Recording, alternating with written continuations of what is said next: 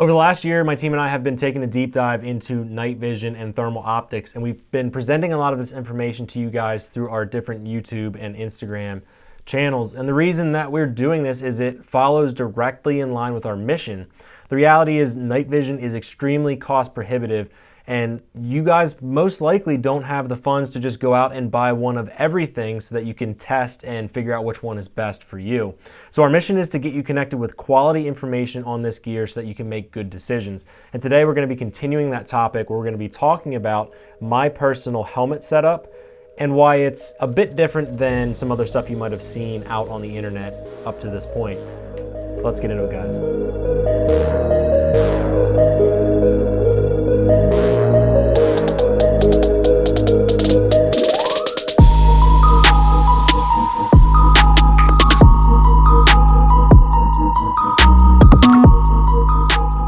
Many of you at this point are already familiar with our company TA Targets, and what you might not know is the fact that we are a dealer and supplier of night vision and thermal optics. And while we're talking about optics and thermal and different helmet setups in this video, I think it's important to just remind you of this fact that we have different units in stock, and it's an awesome way that you guys can support us here at this channel. So if you want to check out the optics and the stuff that we have in stock, check it out, tatargets.com. Let's get back to the video. If you're a fan of my channel or you've watched any of my older content, you guys know that at the beginning of these videos, I do my disclosures section. And the reason I do that is I think that it's super important to let you guys know if somebody else has invested in me or sent any free product. The one thing I wanted to note on this particular video is all of the optics, the mounts, the helmet, laser, all of that stuff was purchased by us. So there were no gifts in this video. Nobody sent anything for a review. And to be honest, this isn't really a review per se. I just want to give you information on what I'm currently running. Now, the one thing to note is if you saw the advertisement about 30 seconds ago, we are a dealer in optics. So if you purchase any of the optics that I'm talking about here off of our website,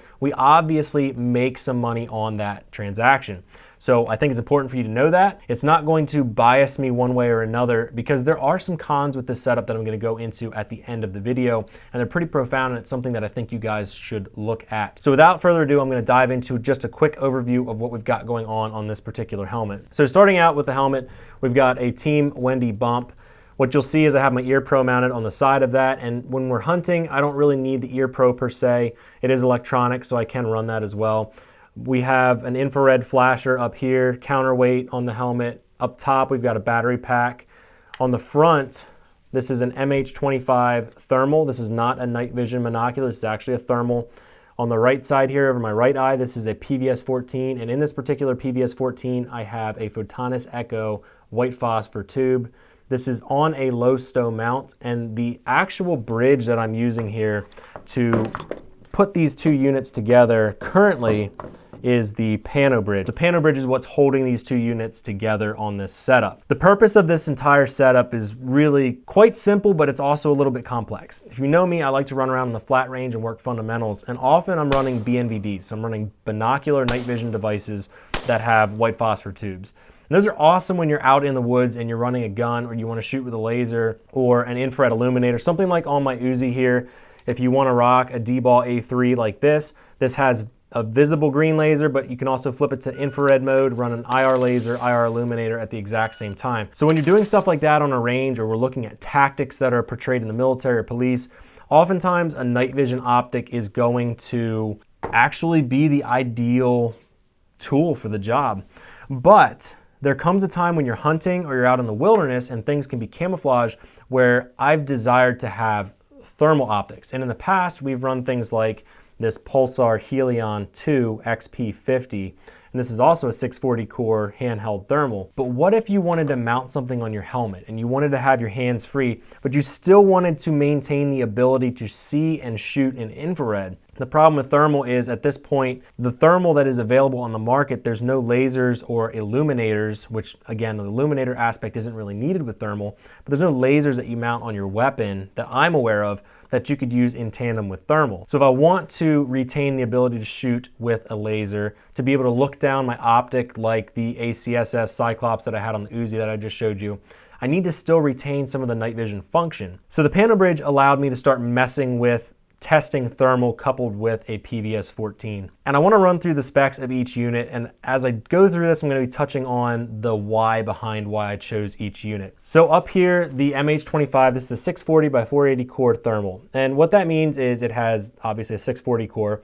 The higher the core, the clearer the image is going to be. A lot of the other optics that were on the market, like the FLIR Breach, they were I believe 320 core. So you're not going to get the clarity out of that unit that you will out of the MH25. The other thing is the MH25 has a base magnification of 1.1 times, and you can actually back that out to 1x zoom. So you're looking at a true 1x magnification through the unit, which is super awesome. Like I talked about with the Helion XP50 here, this is a 2.5x base magnification. So as you mount things on your helmet, you need to have that 1x view so you're seeing things in real time. The other thing that the MH25 offered was the fact that it's super lightweight, super compact. It has several palettes that you can choose from within the unit. And the MH25 is also extremely easy to use. One of the things that I did have to add to the MH25 is the PVS 14 eyepiece. And I'm going to flip this around and just try to show that to you. So if you're running the pano bridge or you're running a bridged thermal with a PVS 14, you're going to want to run the eye couple on the MH25.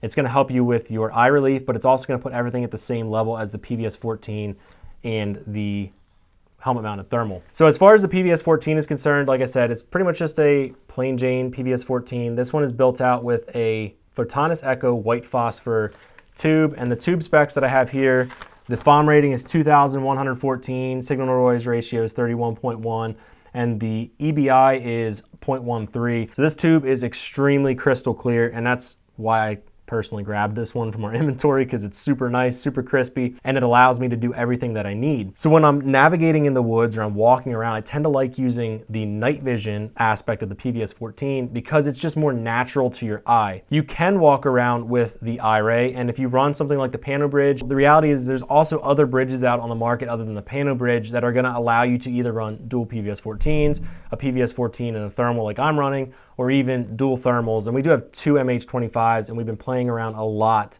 running the dual thermals. I'm actually gonna pop the Pano Bridge off here, pop the lanyard off, and kind of show you guys a little bit about what this does. So looking at it here, I'm just gonna rotate it around.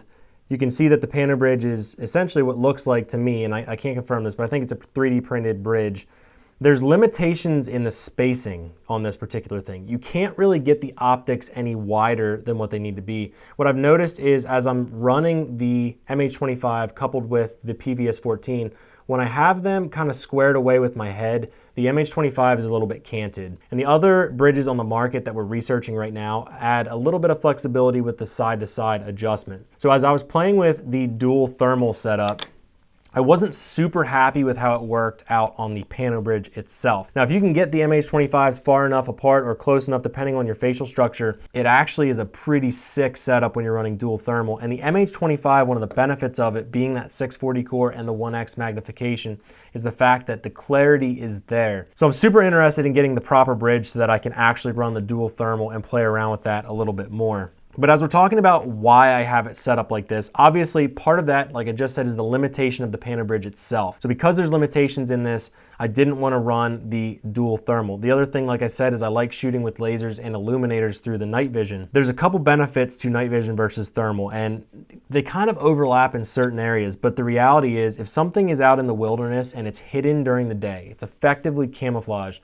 If you descend into the darkness with, say, a PVS 14 or even the best binos in the market, odds are you're not going to pick up on it. But what this setup allows me to do is navigate with that PVS 14 and then be able to immediately see, and I'm talking immediate, I can scan very quickly because this is helmet mounted, and I can tell you if there's anything that's of any size out in the wilderness that is emitting any kind of heat signature, and I can identify what that is. So I'll know if it's a fox, a coyote, a deer, a bear, or a person. I'll be able to tell what is going on downrange, and if that person's holding a rifle, I'll be able to see that. If they're laying prone in the weeds, I can see that, whereas with the night vision, it's gonna be hidden from you. So I have a deep desire to see night vision and thermal excel and continue to be innovated, especially thermal. I'm super pumped with what optics like the MH25 are offering to people. So giving you guys a little bit of a pros and cons rundown and also a cost. Well, the cost of this unit is extremely expensive. So if you were to buy this exact setup, and I'm going to include all in, so you're getting the helmet, you're getting the mount, you're getting the pana bridge, all of that stuff, you're looking at about $9,000 to $10,000 for this setup that's in my hands right now with the helmet. If you run dual MH25, so you've got two of these units on your helmet, you very quickly exceed $10,000 and you're up around the $11,000 to $12,000 range. And depending on how you set up your helmet, that's going to change everything. Depending on your mount that you're using, what bridge, all that stuff, it's going to drastically change your price point. So for everybody, I don't know. This thing's not really for everybody, and most people aren't going to have the budget per se to go out and get this. So really, it's kind of cost prohibitive when we're looking at this. But there's a lot of function that is also featured within this unit. The pros of this unit are I have the effectiveness of thermal in a 640 core helmet mount thermal, as well as the effectiveness of a crystal clear PVS 14 on my right eye. I can navigate, I can scan for heat signatures, I can shoot with guns, like I said, like my Uzi. I can use the infrared laser and actually engage targets. I can also use the optic with the PVS 14 and engage targets. I can flip the PVS 14 out of the way and engage a white light and be able to shoot with the optic without infrared or anything. So I feel like I have maximum flexibility here with this setup. Some of the cons of this setup are obviously the price point. If you want to get into something like this, the technology is continuing to increase year after year.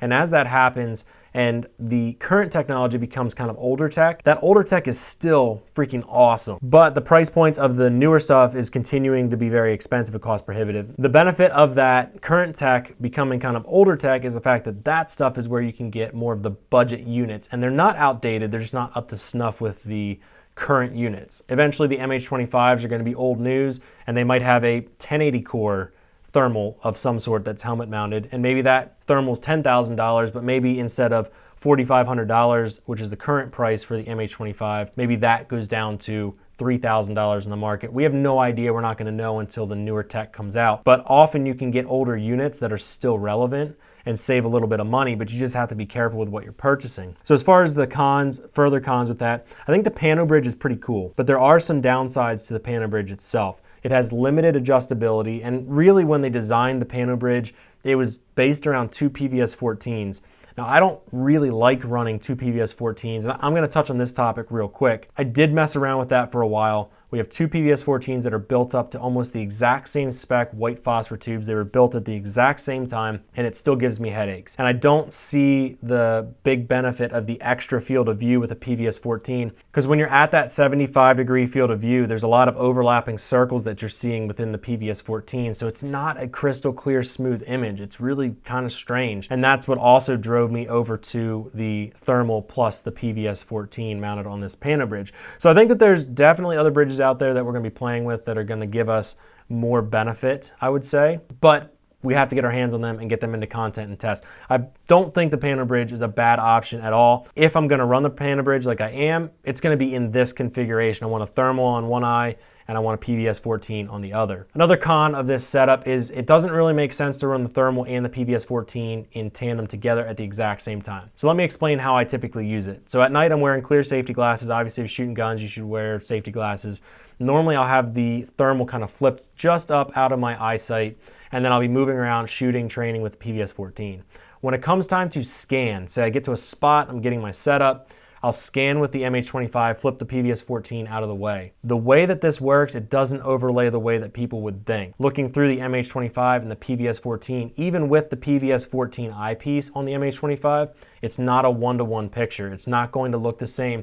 And while I have run them and your brain does attempt to process the images together, it's really trippy and really weird, and I don't recommend it. And I bet you could get away with it for a short period of time, but if you're going to run this thing for a couple hours at night, you're hunting predators or you're working on your navigation, I would say you use one at a time and you flip the other one up out of the way. Another con of this setup, the MH25 battery life is extremely low. The MH25 uses a special battery. It looks a lot like a CR123A. It is not a CR123 battery.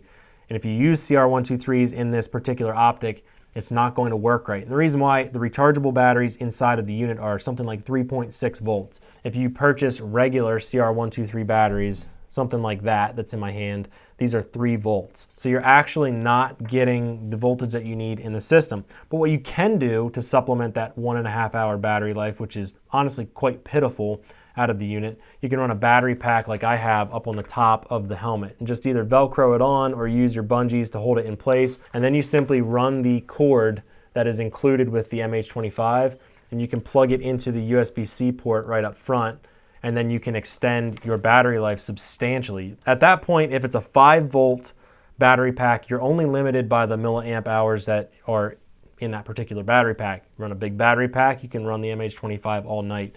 So it hasn't been enough of a con for me not to want to run the MH25. Overall, I'm extremely happy with this helmet setup. I think that I've bridged quite literally the best of night vision coupled with the best of thermal. I like the fact that I can navigate with the PVS14, I can shoot with the PVS14, and I really love the fact that I can immediately identify anything out in the field. And one of the trends that I've seen a lot on Instagram, which it's good, don't get me wrong, people are talking about their gear and how it looks under night vision. The reality is it's super important to try to work in good camouflage patterns into your gear, and it's why any of our actual hunting rigs, things that we use at night, things that we use during the daytime, rifles that we're running, they're never black, because black just doesn't exist in nature the way that people would think that it does. So it is important to look at your gear. It is important to say, how can I blend in and defeat night vision better? But if you're like me and you want to see everything, all of that stuff doesn't really matter because I have a 640 core thermal here. So I don't care what color your plate carrier is,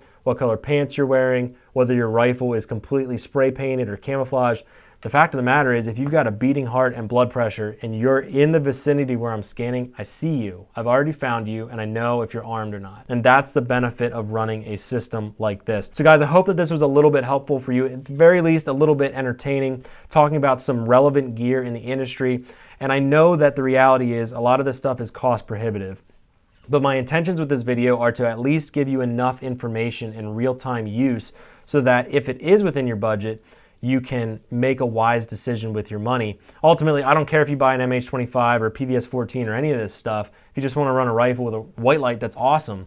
And I don't care if you buy this stuff from us. I mean, I hope that you do because I want to grow our team. I want to continue talking about this stuff, and that's a great way to support me. But ultimately, that's not my intention here. My intention is to provide you guys with information. So if it helped you out and you like what you saw, leave me a comment down below. Let me know in the comments section. If you have more questions, because I know that this was really just a brief overview of these different things, leave them down in the comment section. It's going to help me know what to talk about with you guys in the future. Guys, I appreciate you for tuning in. Stay well, stay safe. I'll see you in the next one.